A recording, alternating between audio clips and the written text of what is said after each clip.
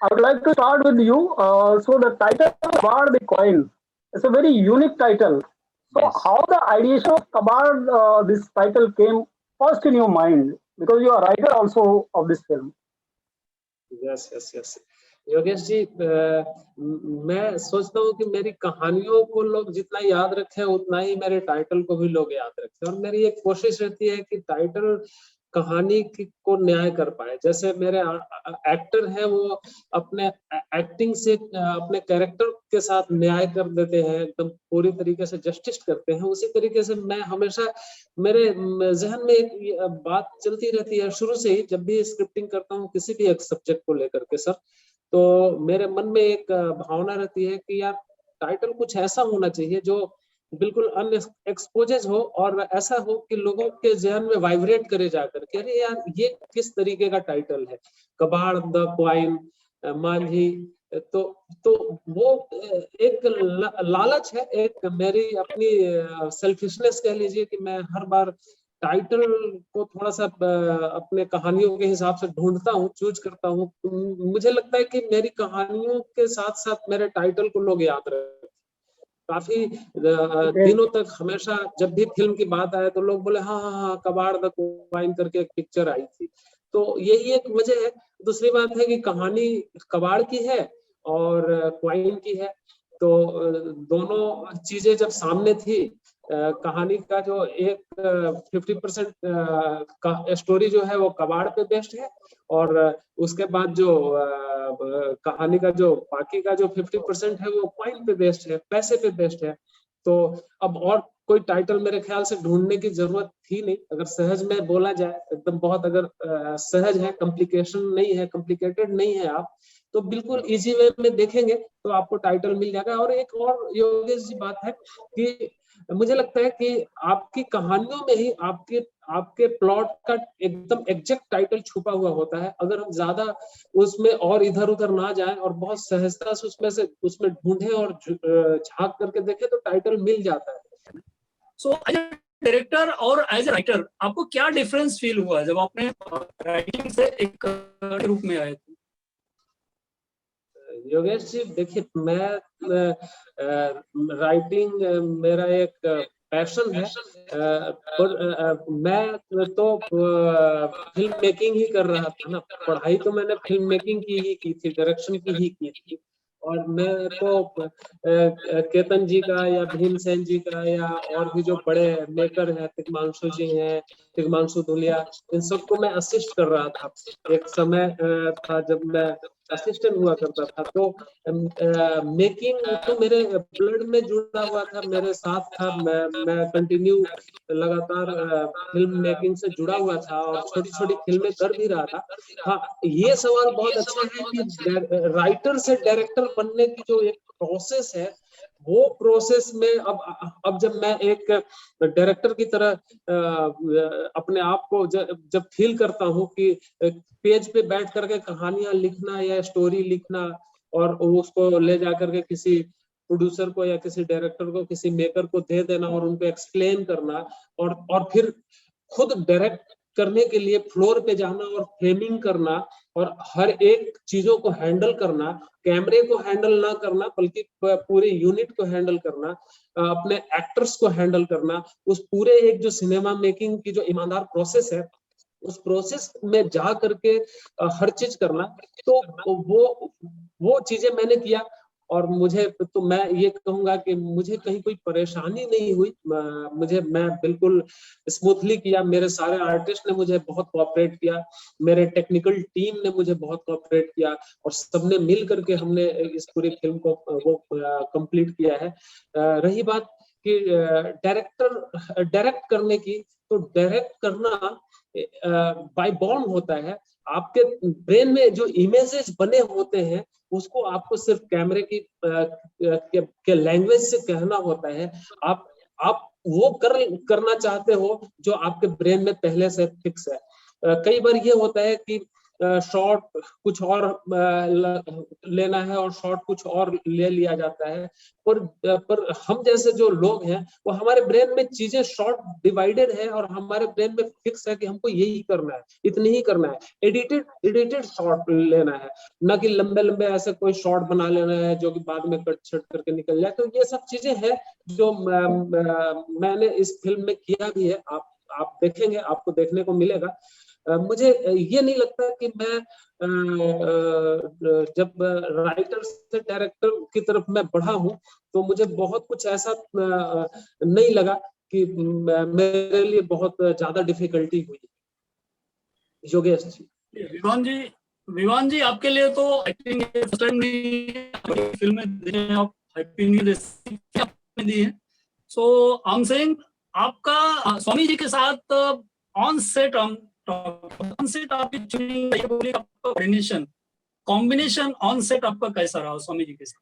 बहुत बढ़िया। स्वामी जी से एक्चुअली मुझे बहुत कुछ सीखने को मिला, सिर्फ कला के बारे में नहीं, सिर्फ एक्टिंग के ही बारे में नहीं, लेकिन फिल्म मेकिंग के भी बारे में और आई थिंक जिंदगी के बारे में।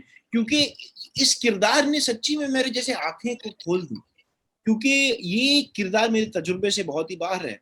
और एक कबाड़ी वाले की जिंदगी को समझना, उसको ईमानदारी और सच्चाई के साथ पेश करना और उसके रूप में डूब जाना और उसकी जिंदगी जीना, आई थिंक ये हमारे लिए दोनों के लिए एक जर्नी था, एक बहुत ही इंटरेस्टिंग प्रोसेस था हम दोनों के लिए, जिसके बारे में और खास करके तो एक्टर की आई थिंक सबसे इम्पोर्टेंट टूल होती है एक एक्टर की इंसानियत, कंपैशन और एम्पैथी, जिसके साथ वो किसी और के आंखों से, किसी और के नजरों से जिंदगी को देख पाए। और इस दौरान में स्वामी जी ने मुझे बहुत मदद किया, बहुत मुझे सिखाया, ट्रेन किया। और हमने साथ में जब रियाज किया कि एक कबाड़ी वाले की जो उठना बैठना, उसकी बॉडी लैंग्वेज कैसे होती है, वो जब अपने हाथ गाड़ी को कैसे चलाता है, अपने सामान को कैसे हैंडल करता है, ऐसी ऐसी छोटी छोटी जो डिटेलिंग जो चीजें थी हमने साथ में ढूंढी स्वामी जी के साथ। ये मेरे लिए मुझे बहुत मजा आया इसमें कि इस पूरे प्रोसेस में कि इस कबाड़ी वाले की जिंदगी के बारे में सीखने को मिला और समझने को मिला। और आई थिंक इंटरेस्टिंगली, ऑथेंटिकली उसको एम्पावरिंग तरीके से उसको हीरो बनाया। आई थिंक ये हमारी फिल्म की एक उम्मीद है कि एक ऐसा किरदार जो समाज के मार्जिन्स पे होता है, जिसके बारे में हम शायद ज्यादा कुछ सोचते नहीं है, जैसे स्वामी जी ने पहले भी कहा था कि शायद पहली दफा है जब एक कबाड़ी वाले की जिंदगी के ऊपर कहानी बन रही है। तो ये आई थिंक बहुत ही एक अनोखी चीज थी इस फिल्म के बारे में, इस कहानी के बारे में, कि एक ऐसे किरदार को पेश किया जाए एक जिसके बारे में हम शायद ज्यादा सोचते नहीं है, जिसके बारे में कहानियां ज्यादा लिखी नहीं जाती, और उसको एक एम्पावरिंग तरीके से दिखाया जाए, ताकि जब असली जिंदगी के कबाड़ी वाले इस फिल्म को देखेंगे तो उनके दिल में उनको बहुत खुशी होगी। मेरी ये बहुत एक आशा है कि उनके दिल को ये फिल्म छुए। आपने एक पॉइंट ही दे दिया मेरा नेक्स्ट क्वेश्चन के लिए। स्वामी जी आप पे आता हूँ।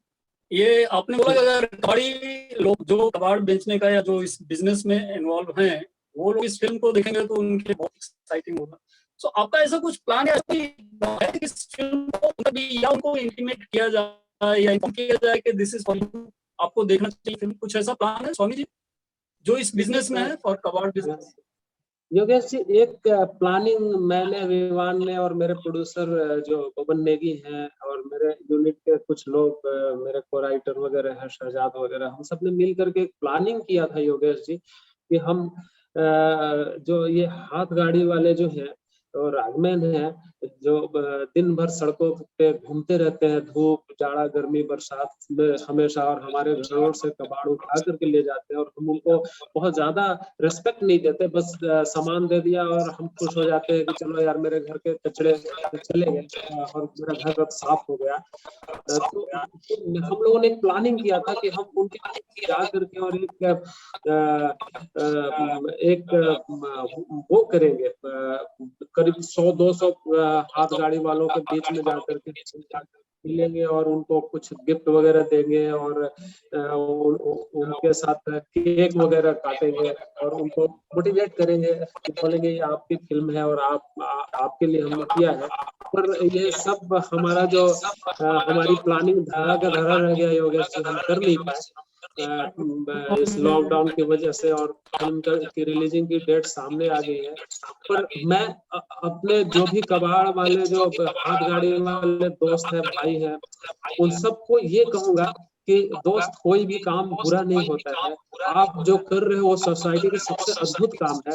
आपके किए हुए काम की वजह से हमारे और हम जैसे बड़े से बड़े लोगों के और छोटे से छोटे लोगों के घरों की सफाई होती है, उनके घरों से आप कचरे उठा के ले जाते हो। हम भले ही आपको समझ नहीं पाते, लेकिन आप जो काम कर रहे हो वो काम कर रहे हो कि आप एक तरीके से पूरी दुनिया को कबाड़ होने से बचा रहे हो। अगर देखा जाए रोज लगातार जो इस तरीके से कबाड़ और कचरा जमा होता है, अगर ये लोग ना काम करें तो मुझे लगता है कि पूरी दुनिया है वो एक दिन कबाड़ में तब्दील हो जाएगी। तो मैं ये कहना चाहूंगा, हालांकि सिर्फ कबाड़ वालों के लिए हमने ये फिल्म बनाया नहीं है, हमारी ये फिल्म जो है वो हेल्प बेस्ड है, मोटिवेशन इसका है कि आप किसी भी परिस्थिति में हो रहो, आपका हालात, आप जिस भी हालात में रहते हो, लेकिन आप चाहो तो आप लोगों के हेल्प कर सकते हो, और आप जब हेल्प करोगे तो उसका बेटर रिजल्ट आपको हमेशा देखने को मिलेगा।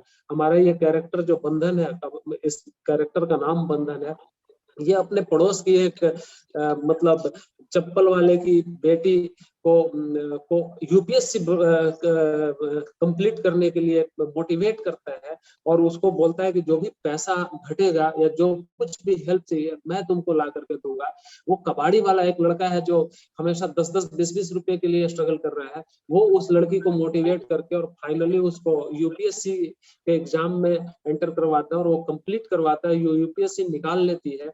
तो आप समझ सकते हैं कि वो दोनों ही गरीब हैं, वो भी चौल में झोपड़पट्टी स्लम्स में रहता है, ये भी स्लम्स में रहता है, लेकिन हेल्प करने की कोई सीमा नहीं है। अधिकार क्षेत्र से ज्यादा कर्तव्य का क्षेत्र हमने दिखाया है। अधिकार की तो बात करेंगे योगेश जी, तो हर व्यक्ति अपना अपना अधिकार मांग रहा है। मतलब देश में लोग, जनता है वो मिनिस्टर और सरकार से हेल्प अधिकार बोल रहा है कि ये मेरा हक है, लेकिन बाप है वो बेटा अपने बाप से हक मांग रहा है, अधिकार मांग रहा है, लेकिन क्या अधिकार का से ऊपर कोई कर्तव्य है? कोई ऐसी चीज है जो आपके कर्तव्यों को हमेशा बताए कि आपका ये कर्तव्य है? वो हम लोगों ने इसमें कोशिश किया है। हालांकि ये फिल्म योगेश जी कमर्शियल है, और इस कमर्शियल फिल्म में हमने 2-3 अच्छे मोटिवेशन रखे हैं। इम्पोर्टेंट क्वेश्चन स्वामी जी, फिर मैं विवान जी पे आता हूँ। ये फिल्म ओटीटी के लिए बनाई गई थी या सिनेमा हॉल के लिए बनाई गई थी? सर ये तो हम लोगों ने फिल्म थिएटर के लिए बनाया था, सिनेमा हॉल के लिए बनाया था, और हमारी फिल्म की रिलीजिंग की पूरी प्लानिंग भी हो गई थी, सारी चीजें हो गई थी। हमको थिएटर सारे जो भी सारे थिएटर के लिए हमने एक प्रीव्यू ही कर लिया था। पर क्या कहा जाए, मैं इस पे बहुत ज्यादा बोल नहीं पाऊंगा, क्योंकि मैं खुद भी बहुत ही मतलब आहत हूँ। फिल्म के रिलीज होने से पहले मेरे पिता जी का निधन हो गया है, और उनकी बड़ी इच्छा थी कि ये फिल्म रिलीज होती, और वो जाते सिनेमा के बड़े शौकीन आदमी थे। तो ये ऐसा ऑल ऑफ सडन जो लॉकडाउन हो गया, और लॉकडाउन होने के बाद भी हमने करीब करीब 1 साल तक वेट किया कि चलो यार लॉकडाउन ओपन होगा तो फिर हम पिक्चर को रिलीज करेंगे थिएटर में। हम सबकी इच्छा थी, किसी ने भी आज तक ये नहीं बोला कि भैया ये पिक्चर ओटीटी के लिए है, ये तो थिएटर के लिए है। पर क्या करें, अभी ओटीटी के अलावा कोई ऑप्शन नहीं है, इसलिए हमको ओटीटी पे जाना पड़ रहा है रिलीज करने के लिए। और मुझे लगता है कि ये डिसीजन हमारा सही है। ठीक है sir, this is the right time for OTT, क्योंकि लोग घर पे ही बैठे हैं, इत्मीनान से देखेंगे, पूरे फुर्सत से देखेंगे, कोई इशू नहीं है। विवान जी, इसमें जोया अफरोज जी आपके साथ में है फिल्म में, आपका कॉम्बिनेशन या ये कहीं केमिस्ट्री जोया जी के साथ कैसी रही है इस फिल्म में? जी बहुत बहुत बढ़िया, जोया और सबके साथ अभिषेक, सब लोग के साथ हमारी बहुत ही कमाल की एक दोस्ती यारी बन गई, केमिस्ट्री बन गई, और एक कैमराडरी बन गई। हम एक टीम जैसे बन गए।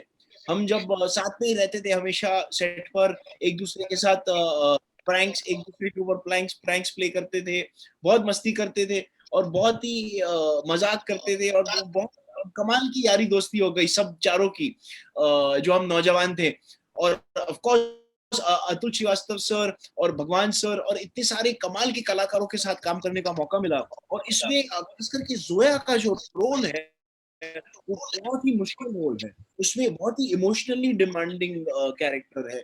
जोया का जो किरदार, और रोमा जो एक क्रिश्चियन लड़की है गोवा की, उसकी जो उसका जो सफर है, पूरा जर्नी है, इतना कमाल का, इतनी इतनी आई थिंक बहुत ही कमाल का परफॉर्मेंस जोया ने दिया, और इतनी इतनी इंटरेस्टिंग तरीके से उस किरदार को अप्रोच किया और उसकी इमोशनल जर्नी को अप्रोच की, कि मैं बहुत ही इंस्पायर हो गया जोया के साथ काम करके, उसका काम देख के, उसकी मेहनत देख के, उसकी रियाज देख के, उसका प्रेपरेशन देख के, कि क्योंकि ये बहुत ही इमोशनली चैलेंजिंग रोल था जोया के लिए।